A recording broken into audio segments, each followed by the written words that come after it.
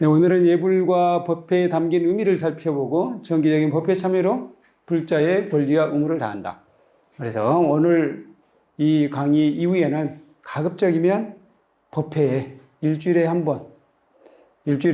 번은 너무 어려운데요. 그러면 2주일에 한 번 정도라도, 한 달에 2번밖에 안 되는 일요일 날 오신다면 정기적으로 한번 참여해 보시기 바랍니다. 그리고 불교의 5대 명절을 통해 부처님께서 이 땅에 오신 뜻을 함께 해보도록 하겠습니다. 불교의 5대 명절이라고 한다면 부처님의 생애와 관련된 4가지 명절이 있어요. 부처님 오신 날, 출가제일, 성도제일, 열반제일. 이 4가지에다가 한 가지가 더 들어가요. 그건 백중입니다. 백중 우람분절이라고 해서 좀 있으면 우리 금강정사도 백중 49일 기도를 시작하는데요. 그 우람분절이 그만큼 중요하고 큰 행사가 됐어요. 그래서 불교 5대 명절 하면은 우람분절을 포함시킵니다. 그래서 부처님께서 이 땅에 오신 뜻을 살펴보도록 하겠습니다. 그리고 많은 세시풍속, 예를 들면 입춘, 동지, 하지는 없어요. 입춘, 동지, 칠석 이런 것들이 다 우리 불교 안으로 들어와서 거기에 맞춰서 우리가 기도를 하고 있어요. 한편으로는 우리 사회에서 그런 세시풍속들이 없어지고 있잖아요. 그런 게 없어지고 있는 상황에서 우리 불교에서 그런 것들을 지켜나가는 것도 나름대로 의미가 있겠다 하는 생각이 듭니다. 사찰 속에 살아있는 전통 문화에 대해서 살펴보도록 하겠습니다. 그래서 오늘은 너무 이제 공부라고 생각하지 마시고요. 편안하게 한번 살펴보고 이것들은 앞으로 신앙생활을 하는데 계속 반복되는 것이라고 생각하면 돼요. 반복된다는 것은 어떤 의미도 있습니까? 중요하다는 의미도 있습니다. 우리 시험에 자주 나오는 것, 그걸 중요하다고 하잖아요. 그럼 반복된다는 거거든요. 삼사라는 것은 뭐냐? 절생활의 가장 기본적인 것이 삼사라고 합니다. 삼사. 이제 보통 대중 스님들에게 요구되는 것인데요. 3가지 일. 이 3가지만큼은 전 대중이 빠지지 말아야 된다고 합니다. 첫 번째로 예불이에요. 부처님께 예를 올리는 것. 이건 전 대중이 빠지지 않습니다. 물론 이제 모든 예불, 우리 금강정사 같은 경우는 하루에 정기적으로 3번의 예불을 올립니다. 아침 예불, 사시 예불, 저녁 예불 3번을 올려요. 이 3번을 다 참석하기는 힘들어요. 전 대중이 참여하기는 힘듭니다. 그 중에서 한 번은 참여해야 되는 거예요. 그리고 2번째 공양. 공양도 우리 대중생활을 하는 입장에서는 오늘 저 밥맛이 없는데요? 라고 빠져서는 안 돼요. 원칙적으로는 그렇습니다. 원칙적으로는 다 참여해야 돼요. 그래서 선방에서 가끔 그런 경우 있어요. 선방에서 다 바로를 쫙 폈습니다. 바로를 폈는데 밥을 퍼주려고 하니까 합장을 갑자기 하는 경우 있어요. 아니면 바로를 펴놓지 않은 경우 있어요. 그건 무슨 뜻이냐면은 공양에는 참여했지만 오늘 제가 속이 안 좋아서 밥을 못 먹겠습니다 하는 뜻이에요. 밥을 못 먹더라도 그 자리는 참여를 해야 되는 거예요. 그게 우리 스님들, 대중들의 대중생활입니다. 대중생활 속에서 꼭 지켜야 되는 거. 이 3가지예요. 다른 것은 안 빠지더라도 예불, 공양, 울력 함께 일하는 거. 울력은 한자로 쓰면 이렇게 쓰고요.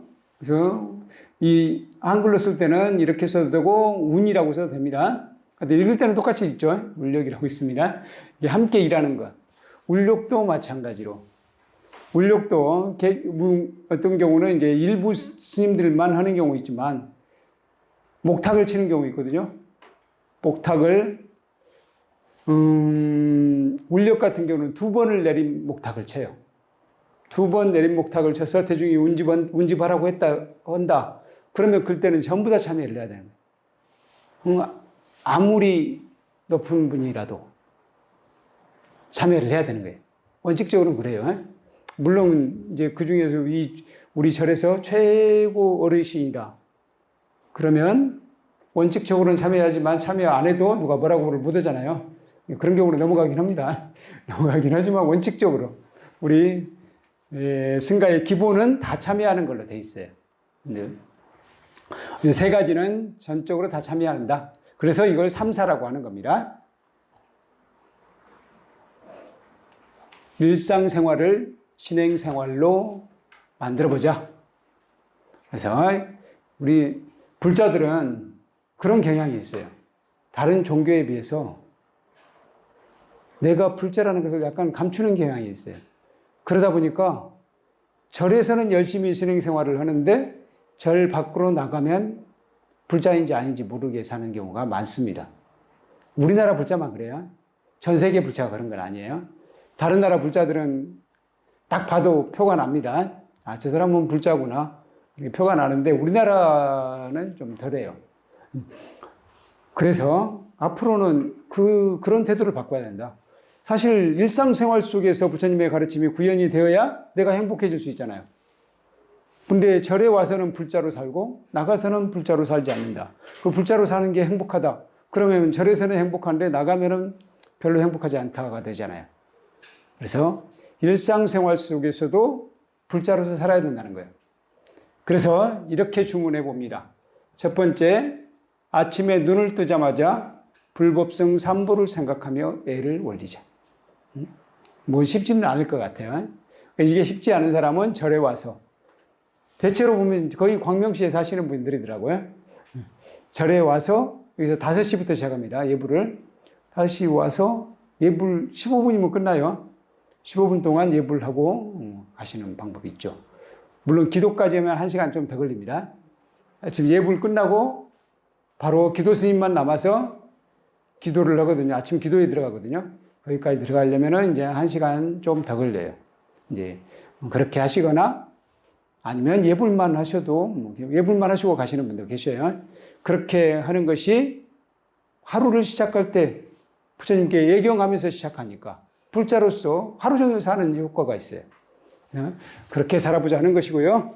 오늘을 힘차게 사는 발언을 해보자. 아침에 일어나면 바로 발언문을 읽어요.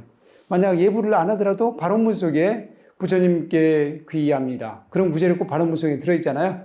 그러니까 발언만 해도 괜찮아요. 발언을 하면서 부처님을 생각하면서 하루를 시작해보자 하는 거예요.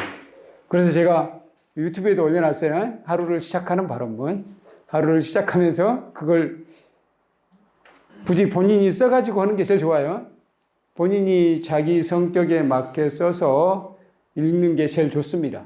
근데 그렇게 안 되시는 분은 제가 만들어 놓은 것을 틀어놓고 같이 따라 해보는 것도 의미가 있다는 거죠.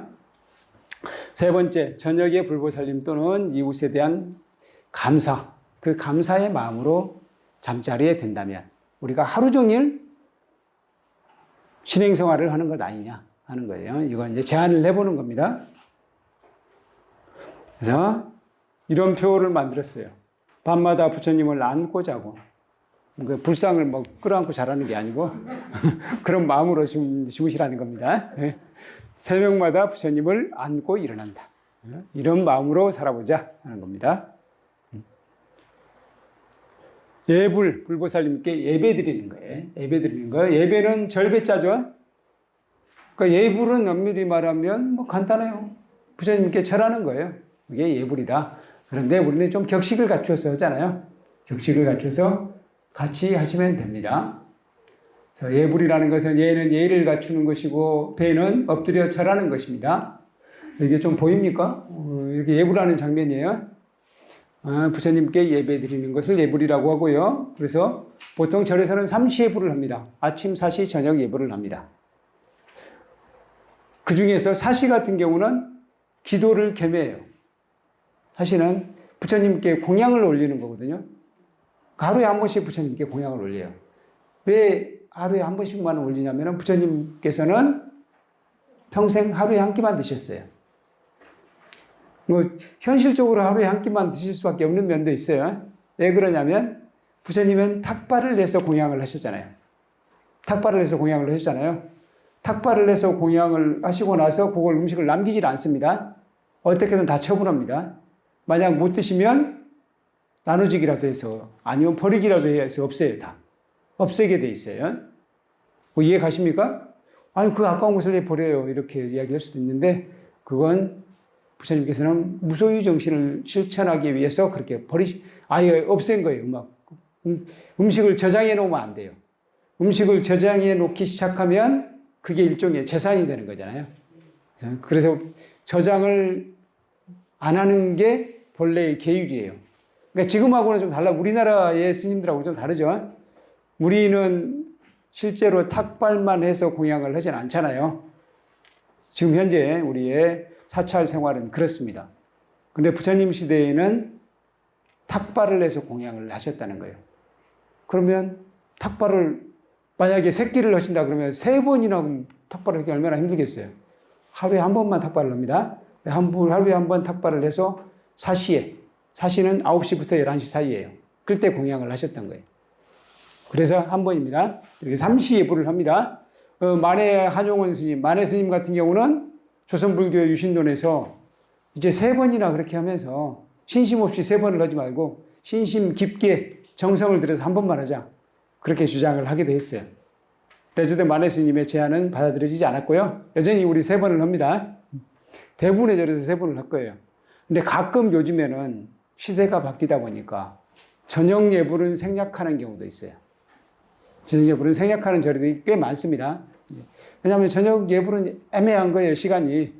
특히 주지스님 혼자 사시는 절들, 주지스님께서 혼자 사시게 되면 아침하고 사시는 이제 합니다. 그럼 오후에는 일을 보러 가야 되는 경우가 있어. 시장을 봐야 되는 경우도 있고, 뭐, 직접 일을 하는 경우 있잖아요. 그러다 보면은 저녁 시간, 저녁 예불 시간을 마치기가 애매할 때가 있어요. 어디 출타를 해야 돼요. 주의스님이 예를 들어서 본사에 회의가 있다 그러면 갔다가 6시까지 오기가 쉽지가 않은 거예요. 그러다 보니까 아예 저녁 예불은 생략하고 아침하고 사시에 오고 하는 경우가 많습니다. 그러니까 스님들이 많이 안 사는 경우 그런 거고요. 일반적으로는 삼시예불을 한다. 가끔 미시도 하는 경우 있어요. 미시는 오후 2시잖아요. 오후 2시에 하는 경우도 있어요. 그러니까 예를 들자면 관광사찰 또는 뭐 기도사찰 같은 경우는 그런 경우는 신도들이 오후에도 많이 오거든요. 오히려 오후에 더 많이 오기도 해요. 그러니까 오전 10시, 11시 이때보다도 오후에 더 많이 오거든요. 실제로 관광사찰은 오후에 더 많이 오잖아요. 관광객이 가다 보면 멀리서 오다 보면 오후 점심 때쯤 도착을 하잖아요. 그리고 와서 오후에 기도를 하고 싶어 하거든요. 그래서 오후 2시에도 하는 경우 있습니다. 뭐 예를 들자면 광화 보문사 이런 데는 오후 2시에도 올 거예요. 진정한 의미의 예배란 뭐냐? 참 성품을 공경하고 무명을 굴복시키는 것이다. 참 성품이라는 것은 내 안에 있는 불성이에요. 내 안에 있는 불성에 예배하는 거예요. 그리고 무명을 굴복시킨다. 이건 무명이라는 것은 어리석음이에요. 어리석음은 바로 탐착하는 마음, 분노하는 마음을 만드는 거예요. 그러니까 어리석음은 무슨 말이냐면은 내 것, 나라는 것에 집착하는 것이거든요. 나라는 것에 집착하시기 때문에 욕심을 갖게 되잖아요. 그리고 욕심을 가졌는데 그 욕심대로 안 됐을 경우 분노하는 마음이 생기거든요. 불만족하는 마음이 생겨요. 그래서 실질적으로 어리석음이 탐의, 진해의 원인이 되는 거예요. 그래서 어리석음이 가장 근원적인 본래라고 이야기합니다.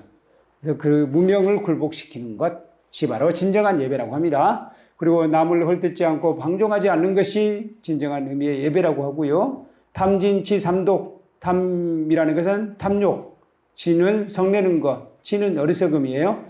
삼독의 소멸과 항상 착한 생각을 내는 것이 진정한 예배다. 그러니까 우리가 절에 가서 엎드려서 막 이렇게 예배하는 것은 현상적인 예배지만 이건 진정한 예배라고 하는 거예요. 이렇게 되는 것이 진정한 예배다. 불보살님의 가피로 복덕을 성취한다. 이게 바로 진정한 예배라고 합니다. 하루를 여는 아침 예불 순서. 이 아침 예불 순서는 우리 금강정사의 아침 예불 순서에 입각해서 말씀드리도록 하겠습니다. 도량석을 먼저 하고요. 근데 도량석은 그 금강정사는 생략하고 있어요. 왜 생략하냐면 여기가 주위에 주택이 있다 보니까 도량석을 하게 되면 민원이 들어옵니다. 그래서 도량석은 생략. 근데 큰절 산사들은 대체로 도량석을 하죠. 도량석은 무슨 뜻, 뭘 이야기하냐면 도량을 깨끗이 맑히는 의미도 되고, 도량을 깨끗이 맑히는 의미도 되고, 또 도량에서 함께 계시는 대중들을 깨우는 의미도 있어요. 그래서 저도 승가대에 있을 때는 실질적으로 자명종을 안 해놔도 괜찮아요. 자명종을 맞추지 않아도 도량석 소리 듣고 깹니다. 도량석 소리 듣고 깨는 게 참 좋아요. 괜찮아요. 도량석을 천천히 부드러운 목소리로 하거든요. 그 소리 듣고 편안한 마음으로 일어나는 거예요. 도량석, 그 다음에 종송. 종송은 우리 금강정사 같은 경우는 4시 45분부터 시작해요. 그래서 약 15분간 합니다. 그리고 예불을 하고 행선축원 또는 어떤 절에서는 이제 발언문을 하기도 합니다. 이산해연선사 발언문을 봉독하기도 합니다. 그리고 반야심경 독송을 하고 반야심경을 마지막으로 하고 불단의 합장조두 반야심경을 보통 신중단을 향해서 하거든요. 신중단을 향해서 반야심경 독송하고 불단의 합장조두하고 또 대중들과 함께 합장조두하고 다시 불단을 향해서 합장조두하고 마무리하는 거예요. 대중들과 합장조두할 때는 어떤 방식으로 하냐면 보통 그 절에 가장 어른 스님을 향해서 하는 거예요. 그래서 어른 스님은 보통 어디에서 냐면은 어간은 이리 가운데 문에서 들어오면 그 길을 어간이라고 하잖아요. 어간. 아마 이것도 이제 궁중용어인 것 같아. 임금이 다니는 길이라고 해서 어간이라고 하는 것 같아요. 근데 어쨌든 그 사이에 한 약간 뒤쪽에 앉는 경우도 있고 중간쯤에 앉는 경우도 있어요. 어른 스님이. 그 어른 스님이 거기에 앉았다 해서 안 계시더라도 거기 계신다고 생각하고 그 방향을 향해서 서로 함께 합장조두를 합니다. 그리고 다시 상단에 부처님께 예를 올리고 마무리하는 거예요. 이렇게 하고요. 이 다음에 이제 금강정사 같은 경우는 바로 아침 기도로 이어져요. 천수경하고 금강정사는 천수경, 거불, 보소청진원 이런 말을 잘 모르시겠죠? 하고 어쨌든 이제 아침 기도로 이어진다. 그렇게 생각하시면 되겠어요. 거불, 보소청진원, 정건, 축원 그리고 영단을 향해서 무상계 봉독하는 순으로 아침 기도가 진행이 됩니다. 그래서 다 합치면은 1시간이 좀 넘어요. 이 도량석까지 종송까지 합치면은 1시간 반 정도 걸린다고 보면 되겠습니다. 예불의 정신과 의미 간단하게 말씀을 드리도록 하겠습니다. 도량석은 새벽을 여며 도량을 청정하게 하는 의식이고요. 보통 천수경으로 합니다. 어떤 경우는 천수경이 아닌 신묘장구 대단한이만 가지고 하는 경우도 있어요. 또는 반야심경으로도 해도 돼요. 이건 정해져 있지 않아요. 예, 그 도량석을 집전하는 스님이 본인이 익숙한 경으로 하면 됩니다. 근데 보통 가장 많이 하는 것은 천수경이고, 저는 천수경을 주로 하는데요. 천수경, 보통 도량석은 15분 하거든요. 천수경을 천천히 한문으로 천천히 읊을 경우 딱 15분이 걸려요. 그래서 가장 적당한 시간이어서 저는 천수경을 주로 합니다. 예를 들어 반야심경을 하게 되면 한 번으로 안 끝나고 한 세 번을 해야 돼요. 그러니까 그래서 똑같은 것을 3번을 하는 것보다는 천수경을 쭉 하는 게 좋아서 저는 천수경을 합니다. 어떤 경우는 반야심경도 하고 법성계도 하고 뭐 이렇게 하시는 분도 계셔요. 어떤 도량석이 있고요. 칠정례 예불문이라고 합니다. 일단 칠정례는 직접 해보도록 하겠습니다. 7번 머리를 조아린다고 해서 칠정례예요. 칠정례 정수리 정자죠. 예불문이라고도 하고요. 아침 예불과 저녁 예불의 차이점은 저녁 예불에는 축원 발언문은 하지 않습니다. 그러니까 아침에는 하루를 이렇게 살겠습니다 하는 발언이 들어가 있기 때문에 행선축원은 선을 행함에 있어서 저는 이렇게 살겠습니다 하고 발언을 하는 것이고요. 발언문은 이게 뭐 소원도 포함된 그런 기도문을 낭독하는 것이고요. 그래서 발언문의 대명사는 이산해연선사 발언문이죠. 근데 가장 좋은 발언문은 뭐냐? 자기 자신만의 발언문이에요. 내가 쓴 발언문입니다. 그런데 이제 아주 대표적인 행선축어는 이 행선축어는 나홍해근 스님, 고려 말에 유명한 스님이었던 나홍해근 스님이 쓰신 거예요. 여기 이산연선사 또는 이산해연선사라고 하는데, 이산연선사는 이제 중국의 스님이고요. 그리고 큰 법당에서 아침 예불을 마치면, 그러니까 해연사 같은 경우는 대적광전에서 아침 예불이 끝나잖아요. 그러면 강원 스님들이 나가서 자기 소임 맡은 정각이 있어요. 소임 맡은 정각으로 쫙 흩어집니다. 그래서 어떤 분은 명부존으로 가고, 어떤 분은 법보존으로 가고, 어떤 분은 저기 독성각으로 가서 거기서 예불을 하는 거예요. 이렇게 각 정각마다 각단 예경을 진행합니다. 그러면은 이제 실제로 예불문을 한번 보도록 하겠습니다. 예불문 아침에는 헌다계를 하고요. 저녁에는 오분향계를 해요. 오분향계. 저희 이제 청정수를 감노다 삼아 삼본임정 올리오니, 청정수라는 것은 깨끗한 물을 올린다는 거예요. 그래서 아침에는 청수를 올립니다. 깨끗한 물을 올려요. 그래서 여기에 뭐 차를 올려도 상관은 없긴 한데 보통 깨끗한 물을 올립니다. 그렇게 물을 올리면서 이걸 감노다라는 감노수라는 말 들어보셨죠? 달감자에다가 이슬로자를 씁니다. 그래서 이슬을 실제로 받는 건 아니고요. 깨끗한 물, 불사의 감로수란 말도 들어보셨죠? 아주 맛있는 물을 감로수라고 하죠.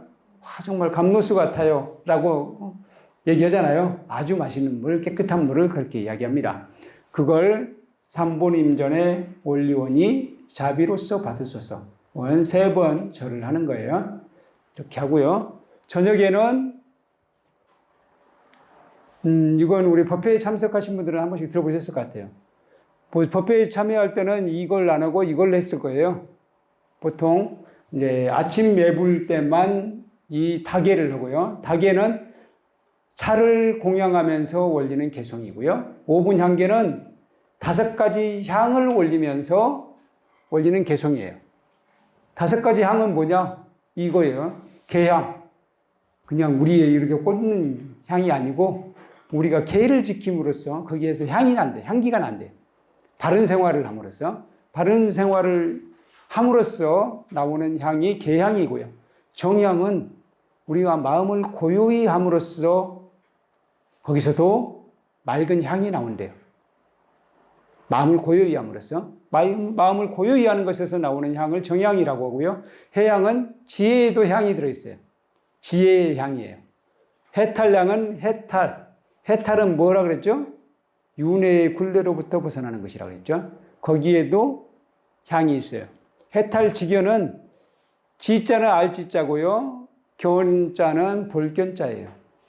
그래서 해탈로 이끌어주는 견해를 아는 것, 바른 견해를 갖는 것, 해탈로 이끄는 바른 견해를 아는 것이라고 거기에서 향이 있대요. 이렇게 해서 5가지예요. 그러니까 우리가 보통 보는 부처님께 올리는 향 중에서 최고의 향을 뭘로 치는 줄 아세요? 보통 전단향을 칩니다. 전단향이라고 아세요? 영어로는 샌들우드라고 하는데 못 들어보셨어요? 전단향. 우리나라에서는 전단향 나무가 있는지 모르겠어요. 근데 인도에 가면 많아요. 인도에는 전단향 나무 많아요. 근데 전단향 나무로 만든 염주, 단주나 염주 팝니다. 108염주도 팔아요. 근데 다른 염주에 비해서 좀 비싸요. 전단향이 있고 그보다 더 고급한 게 있죠. 침향이라고 있잖아요. 침향 들어보지 않으셨어요? 침향은 침향나무로 만든 게 아니고요. 침향나무에 상처가 나게 되죠. 상처가 나게 되면 거기에서 진액이 흘러나옵니다. 그 나무에서 진액이 흘러나오는 거예요. 그걸로 만든 향이 침향이에요. 그래서 침향은 최고급이고 아주 비쌉니다. 그래서 실제로 법당에서 침향을 꽂아서 피우기는 힘들어요. 그러려면 엄청난 비용이 들어갈 거예요. 가끔 이제 그걸 단주로 만들어서 차고 다니기도 합니다. 근데 그 단주, 이게 손목에 차는 합장주만 해도 한 2, 30만 원 될 거예요. 침향으로 만든 건. 침향은 태워서 부처님께 공양하기가 쉽지가 않다는 거예요. 가격이 너무 비싸기 때문에. 그런 향이 아니라 여기는 전부 그런 보이는 향이 아니라 무형의 향이네요. 개의 향이고 선정의 향이고 반야의 향이고 또 해탈의 향이고 해탈로 이끄는 견해를 아는 것, 바른 견해를 갖는 것, 그런 것의 향이라는 거예요. 그 향이 광명구름, 구름이라고 썼지만 구름은 운유적인 표현이고요. 구름이 이렇게 널리 퍼져 있잖아요. 그래서 운유적인 표현이고 실질적으로는 광명이겠죠. 광명. 여러분 어디 사세요? 지금 현재 광명에 계시네요. 광명 속에 계십니다, 지금. 광명이 바로 부처님의 빛을 상징합니다. 부처님의 밝음을 상징해요. 그 부처님의 밝음이 두루하여서 시방세계 한량없는 삼보님정께 공양합니다. 뭘 공양해요? 바로 이러한 향들을 공양한대요. 이러한 향들을 공양하기 위해서는 어떻게 해야 되죠? 비싼 침향을 살 게 아니고 내가 바르게 생활하면 되는 거예요. 그리고 마음을 고요히 하면 그것 자체가 향이래요. 그리고 지혜를 갖게 되면 그것 자체가 향이에요. 그리고 해탈하게 되면 그것 자체가 향이고 해탈로 이끄는 견해를 알게 되면 그것 자체가 향이래요. 그 향으로 공양을 한다는 뜻이에요. 그 향을 올리면서 없는 진원, 그건 옴바라 도비야 홈입니다. 그래서 어제는 헌다기를 들어봤거든요. 오늘은 5분 향기를 한번 들어볼까요?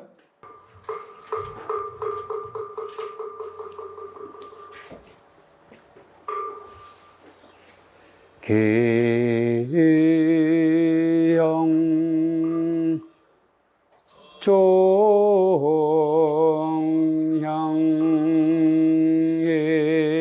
종향예영 해탈향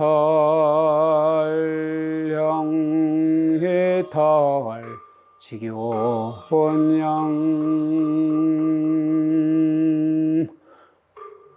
황명구름 두루하여 시방세기 한량 없는 삼보님전 공양합니다.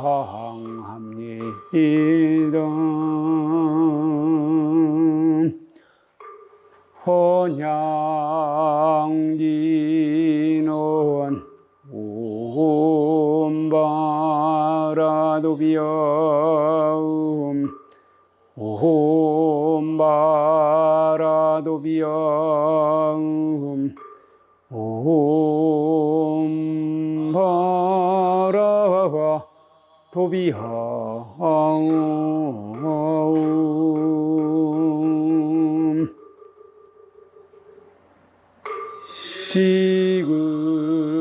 지극한 마음으로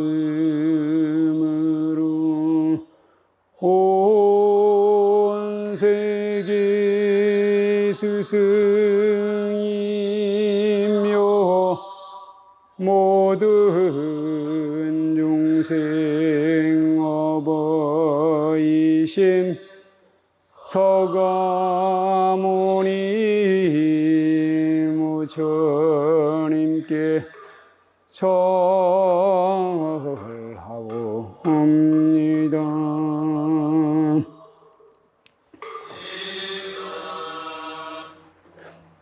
이걸 보면서 해야 되잖아요. 여기다가 했어야 되는데 제가 또 이건 그래서 할 수 없이 제가 해드려야 될 것 같아요. 자, 같이 한번 하시겠습니다. 시작. 지극한 마음으로 온 세계 스승이며 모든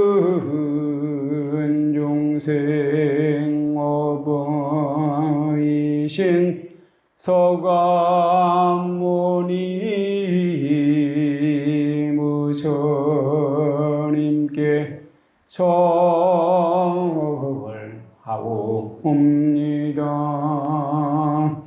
지극한 마음으로 온 세계 양상 계심 거룩하신 무처님께 절하옵니다.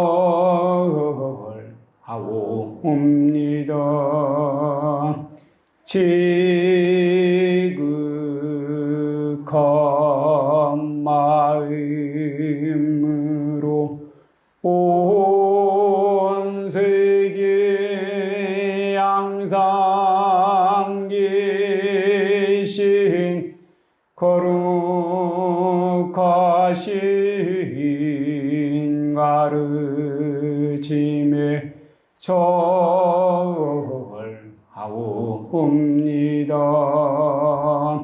지극한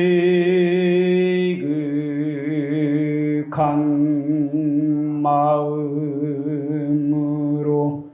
대진문수사리보살 대행보연보살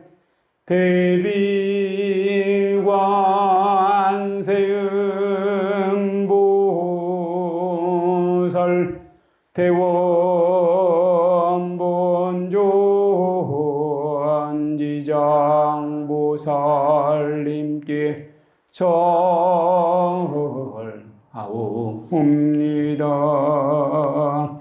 지극한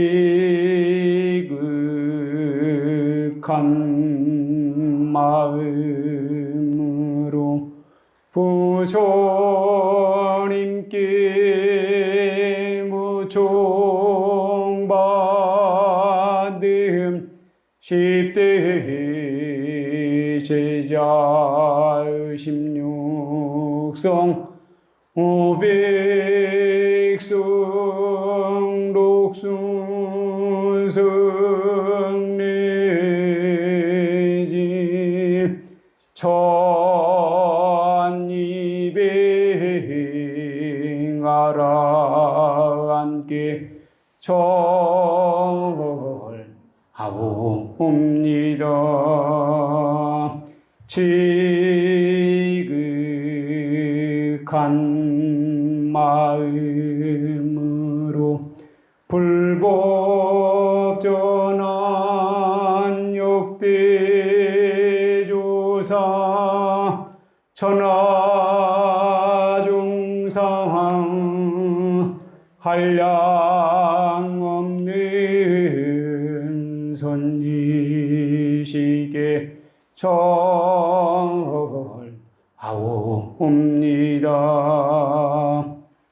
지극한 마음으로 온 세계 양상 계신 거룩하신 스님들께 절하옵니다.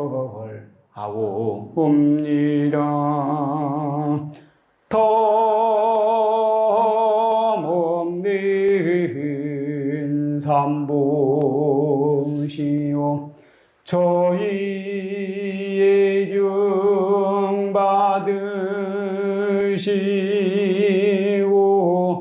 과필력을 내리시오 법계 중생 모두 함께 성불 하여온지다. 네, 어떤 분이 이 칠정내 하는 소리를 듣고 그야말로 최고의 음악이라고 얘기하더라고요. 특히 많은 스님들이, 대중 스님들이 똑같은 목소리로 낼 때, 한 목소리로 낼 때, 그건 정말 아름다운 화음이 되거든요. 보면은 7번을 절을 해요. 서가모니 부처님께 절하고, 거룩하신 부처님. 왜 서가모니 부처님께 했는데 또 부처님이 또 있습니까? 이렇게 이야기할 수 있는데, 서가모니 부처님은 우리 역사 속에 오신 화신 부처님이시고, 우리와 함께 사시는 우리 역사 속에 거하신 부처님이에요. 근데 여기 부처님은 서가모니 부처님뿐만 아니라 모든 부처님을 포함하고 있어요. 그럼 어떻게 보면 여기는 우리도 포함되어 있을 수 있어요. 미래의 부처님도 포함되어 있으니까. 여러분 곧 있으면 성불 하실 거잖아요. 그렇죠? 성불을 예약해뒀잖아요. 좀 빨리 예약하신 분도 계시고 좀 오래 걸리시는 분도 계시긴 하지만 반드시 성불 하십니다. 그러니까 미래의 부처님까지 포함되어 있다면 여기에는 나도 포함되어 있을 수 있어요. 그러니까 법신, 보신, 화신이 다 들어가 있습니다. 그래서 거룩하신 부처님께 절하옵니다 하고요. 거룩하신 가르침, 부처님께서 우리에게 베푸신 가르침, 그것에 귀의합니다. 로 되어 있고요. 그 다음에 여기서부터는 승가예요. 여기서부터는 승가가 됩니다. 승가에 먼저 보살님들, 우리 승가의 가장 이제 중요한 분들은 보살님이다. 보살님이란 분은 어떤 분이죠? 성불을 할 수 있음에도 불구하고 중생들을 위해서 성불을 잠시 미루고 중생 구제에 힘쓰시는 분들이잖아요. 그러니까 부처님 못지않게 중요한 분들이 바로 이 보살님들이라고 할 수 있습니다. 그래서 보살님들께 먼저 예경을 올립니다. 문수보살님, 지혜의 상징 문수보살님, 행, 실천의 상징 보현보살님. 그래서 우리 금강정사는 보현도량이란 말 들어보셨어요? 보현도량이라고 합니다. 우리는 지혜보다도 실천을 더 중시해요. 그래서 보현도량이라고 합니다. 보현보살님, 관세음보살님, 관세음보살님은 뭐의 상징이에요? 자비의 상징이에요. 자비. 그러니까 대지 문수보살님은 지혜의 상징, 보현보살님은 실천행의 상징, 관세음보살님은 대비, 대자대비, 자비의 상징, 대원본존, 지장보살님, 지장보살님 뭐의 상징이에요? 원력의 상징이에요. 지장보살님 무슨 원력을 세우셨냐면요, 지옥의 중생이 단 한 명이라도 있으면 나는 성불하지 않고 그 지옥 중생을 구제하겠다라고 하셨어요. 그런데 안타깝게도 지옥에 중생이 한 명도 없어지는 날이 안 올 거라는 전망이래요. 그러면 지장보살님은 끝내 성불을 안 하시게 되는 거예요. 그러니까 지장보살님을 성불시키려면 우리가 전부 지옥에서 떠나줘야 돼. 지옥에서 다 떠나주면 지장보살님은 성불하실 거예요. 그러니까 그런 큰 원력을 세우셨기 때문에 원력의 상징이에요.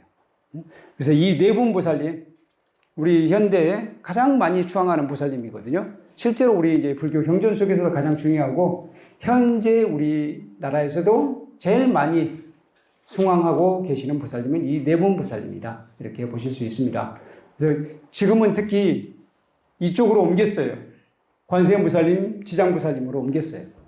그래서 우리 법당에 대웅전에도 부처님 오른쪽에, 부처님의 입장에서 왼쪽에 관세음 보살님 계시고 오른쪽에 지장 보살님 계시죠. 이런 사찰들이 굉장히 많아졌습니다. 근데 옛날에는 그게 아니고 문수 보살님, 좌문수, 우보현이 많았어요. 근데 지금 관세음 지장으로 옮겼다는 거예요. 이 말은 무슨 뭘 뜻하냐면은, 문수 보현은 아까 지혜와 실천행이라고 그랬잖아요. 지혜와 실천행보다 자비, 원력 이쪽으로 가고 있다는 거예요. 이게 맞다고 생각하십니까? 맞건 틀리건 중생들의 마음이 그렇게 움직이고 있다는 거예요. 그러면 계속 그렇게 가지 않을 수도 있어요. 다시 이쪽으로 올 수도 있습니다. 왜 그러냐면 요즘에 우리 신행의 방향이 많은 경우 명상 쪽으로 옮기고 있잖아요. 명상 쪽은 어느 쪽입니까? 명상은 자비나 원력 이쪽보다는 명상 쪽은 마음을 평온히 하고 지혜를 갖는 것을 원한다는 거예요. 그러면 다시 트렌드가 이쪽으로 갈 수도 있습니다. 문수 보현 쪽으로 올 수도 있어요. 하여튼 이 보살님을 어느 보살님이 중시되느냐가 그 시대의 흐름을 보여주기도 합니다. 그 다음에 이 부분은 이제 우리 역사 속으로 옵니다. 여기 보살님들은 우리 역사 속으로 실제로 오신 분들은 아니에요. 어떻게 보면 우리들의 상상이 이런 보살님들이 우리를 돌봐주고 계신다 라는 원력이기도 하고 발언이기도 하고 그 발언으로 만든 보살님들이 이분이라고 할 수도 있습니다. 그런데 여기에 오심 10대 제자나 16성, 500성, 독수성, 1200아라는 실제로 부처님께 가르침을 받았던 분들이 가르침을 받고 깨우침을 얻은 분들의 숫자를 이렇게 적어 놓은 거예요. 실제로는 이보다 많습니다. 근데 대표적으로 10대 제자 우리가 숭앙하잖아요. 16성, 500성 이런 분들은 다 아라한이 되었던 일정한 그룹들이에요. 그래서 500아라한 많이 모시잖아요. 500아라한 있고 1200아라한은 지난번에 한번 말씀드렸죠. 부처님께서 전도선언을 하고 나서 우르벨라의 세나니 마을에 가서 까사파 삼형제, 가섭 삼형제를 교화를 시키잖아요. 가섭 삼형제에게 딸린 제자가 1000명이었어요. 거기다가 얼마 지나지 않아서 사리불 목걸련존자가 출가를 합니다. 부처님께 귀의를 해요. 그때 제자 250명을 데리고 들어와요. 그럼 합치면 몇 명이죠? 1250명이에요.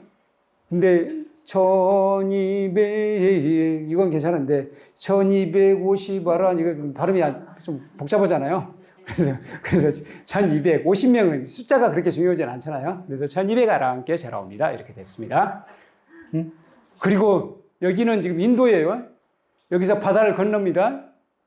아니 바다를 안 건너나? 인도에서 중국으로 갈 때는 그냥 히말라야를 건넌다고 해야 되겠네. 큰 산을 건너서 중국으로 왔습니다.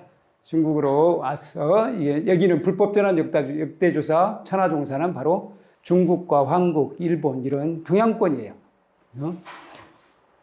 역대조사하면은 바로 이제 선불교 쪽은 주로 조사라고 이야기하죠. 우리 선불교뿐만 아니라 우리 불법을 전해주신 분 그분들을 전법승이라고 하죠. 전법승. 그리고 전법승들은 대체로 역경을 같이 했습니다. 역경승이기도 해요. 그리고 그걸로는 만족하지 못하는 중국이나 한국의 일본 이쪽의 본토 사람들이 내가 직접 부처님의 가르침을 한번 경험을 해봐야 되겠다. 나 본토로 가서 배워야 되겠다. 라고 떠나신 분들이 있어요. 이분들을 뭐라고 부른다 그랬죠? 지난번에 역사 공부할 때 한번 했잖아요. 구법승이라고 한다고 하지 않았어요? 구법승. 그래서 전법승, 역경승, 구법승에 의해서 우리 동양의 전 세계에 불법이 꽃피게 되었다. 라고 한번 말씀드렸죠? 바로 이분들을 이야기하는 거예요.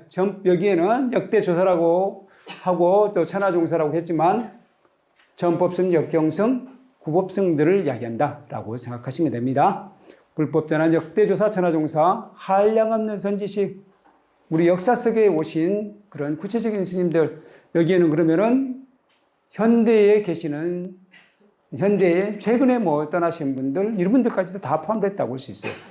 그리고 여기는 현재 살아있는 승가의 모든 구성원들, 승가 자체에 자라옵니다. 이렇게 해서 7번이죠. 서가모니 부처님, 거룩하신 부처님, 가르침, 보살님들, 부처님의 직계 제자들, 그리고 전법승, 역경승, 구법승, 이런 역대 조사들, 현전 승가, 현재 있는 승가, 그래서 7번을 절을 합니다. 그래서 7번에 7번 머리를 조아린다고 해서 칠정례라고 합니다. 정수리 정자를 써서 칠정례라고 하고요. 그래서 마지막에 이렇게 담백을 하고 마무리합니다. 그래서 새벽 예불 참여를 해보세요. 그러면 자연스럽게 하게 되고요. 일요법회도 우리는 하잖아요. 금강정사는 일요법회도 예불문을 합니다. 자주 참여하시면 자연스럽게 외게 되니까 이건 여기서 마치겠습니다. 그리고 헌공은 뭐냐면 부처님께, 불보살님께 공양을 올리는 거예요. 공양을 올리고요. 불공이라고도 하죠. 불공이라고 할 때는 보살님이 빠지네요. 부처님께 공양을 올리는 걸 불공이라고 하고요. 헌공은 불보살님을 다 합쳐서 헌공이라고 합니다. 사시마지, 아까 제가 말씀드렸죠. 사시불공이라고도 하고 사시예불이라고도 하고 사시기도라고도 합니다. 사시맞이라고도 해요. 맞이라는 것은 뭐냐면 공들여 만든 마자는 갈맞자인데 갈맞자 정성껏 갈았다는 뜻이네요. 지자는 우리 핵심 요지를 말씀하십시오 라고 할 때 지자잖아요. 근데 이 맞이는 이 글자 자체가 사실은 뜻이 있는 것이 아니고요. 막기라는 산스크리트에서 온 것 같아. 막기는 뭐냐면 약이에요. 약을 약이에요. 그래서 부처님께서 늘 그렇게 말씀을 하셨잖아요. 우리는 음식을 먹을 때 그걸 나를 즐겁게 해주는 어떤 탐착할 대상으로 생각하지 말고 내가 수행하는데 내 육신을 지탱해야 되잖아요. 그래서 수행하는 데 필요한 육신을 지탱하는 약으로 알아서 열심히 수행하겠습니다. 이렇게 늘 그런 마음으로 공양을 하라고 하셨어요. 이제 그런 면에서 약이라는 말은 막기라는 말이 우리 언어로 변해서 맞이라고 된 것 같아요. 그래서 맞이가 도대체 어디서 왔나 사람들 잘 모릅니다. 하여튼 맞이는 부처님께 올리는 공양을 맞이라고 합니다. 부처님께 하루에 한 번 올리는 이유는 제가 아까 말씀을 드렸죠. 그래서 맞이가 도대체 뭘까 하고 이렇게 찾아봤는데 이 뜻으로는 못 찾습니다. 무슨 뜻인지 몰라요. 맞이를 올리는 장면 한번 보세요. 맞이를 올리는 이거 행자님이 올리고 있네요. 행자님 복장 보이시죠? 행자님 여기 행거를 했네요. 행거를 하고 맞이 그릇에 보면은 여기에 속에 약간 홈이 있어요. 그 부분에다가 이 네 손가락을 집어넣습니다. 그리고 엄지손가락을 되게 받친 다음에 이렇게 드는 거예요. 이렇게 들고 약간 머리 위로 올려서 최고의 공손한 자세예요. 그런 자세로 그대로 가지고 가서 부처님 앞에서 합장 올려놓고 합장 저도하고 내려놓는 거예요. 이게 맞이 올리는 법, 만약에 나중에 맞이 올리는 소임을 살게 되면 이제 그때 또 전수를 해줄 테니까요. 대강 이렇게 한다라고 아시면 돼요.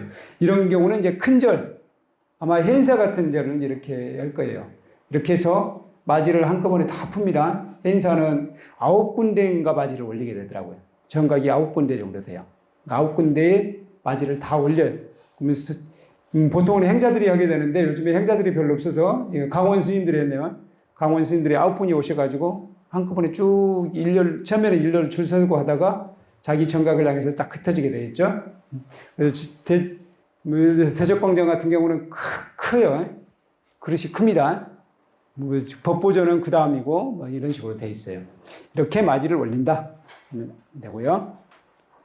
그래서 헌공하는 것 중에 대표적인 것은 뭐냐면 향등화 다광이 육법공양이에요. 6가지라는 거예요.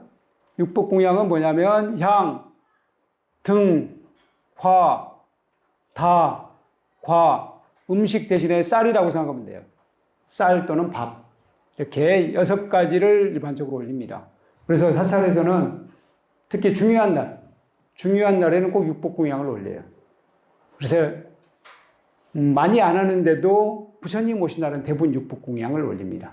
육법공양을 아주 공손하게 이제 우리 보살님들이나 거사님들이 보통 이제 한복을 아주 단정하게 우아하게 차려입고 최대한 공손한 자세로 아름답게 예를 들자면 이런 복장으로 지금 이분들은 등을 올리고 있네요. 등 이렇게 올리는 거예요. 여기도 마찬가지로 맨 앞에는 향인가요? 향론가? 향, 등 이렇게 가는 것 같아요. 향, 등, 화 순위로 가는 것 같습니다. 이렇게 공양을 정성껏 올립니다. 네, 그렇게 공양을 받으면 부처님께서는 보통 법문을 해주세요. 그러니까 공양을 받으시고 대신 법공양을 해준다. 이렇게 보시면 되겠습니다.